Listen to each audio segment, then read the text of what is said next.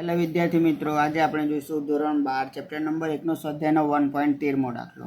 એમાં શું કીધું છે કે આકૃતિમાં સમાન વિદ્યુત ક્ષેત્રમાં 3 વિદ્યુતભારો ગતિપથ દર્શાવે છે. 3 વિદ્યુતભારોના ચિહ્ન આપણે આપવાના છે. કયા કણ માટે વિદ્યુતભાર અને વિદ્યુત દળનો ગુણોત્તર મહત્તમ હશે.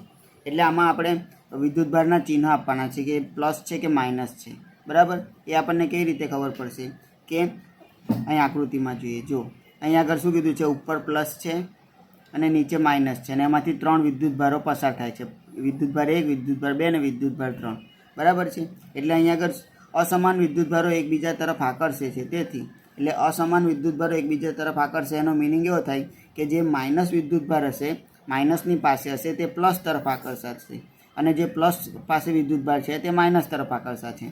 એટલે શું થશે કે કણ 1 એ ઋણ વિદ્યુતભાર થશે, કણ 2 એ ઋણ વિદ્યુતભાર થશે, અને કણ 3 એ ધન વિદ્યુતભાર થશે. કારણ કે આકૃતિમાં જોઈએ તો એ કણ 3 માઇનસ તરફ છે અને કણ 1 અને કણ 2 એ પ્લસ તરફ છે. એટલે એનું ઉલટું થશે.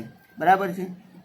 હવે આપણે બીજું જોઈએ કે કયા કણ માટે વિદ્યુતભાર અને વિદ્યુત દળનો ગુણોત્તર મહત્તમ. વિદ્યુતભાર એટલે Q અને વિદ્યુત દળ એટલે M. એટલે વિચલન y ચલે છે Q/M છે.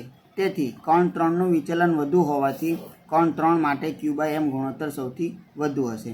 અહીં આગળ તમે આકૃતિમાં જોઈ શકો છો કે કણ 3નું વિચલન વધારે છે. અહીં આગળ ડિસ્ટન્સ વધારે છે એટલે એનું વિચલન વધારે છે. એટલા માટે કણ 3નો ગુણોત્તર સૌથી વધુ હશે. બરાબર. હવે આપણે મળીએ નવા વિડીયોમાં.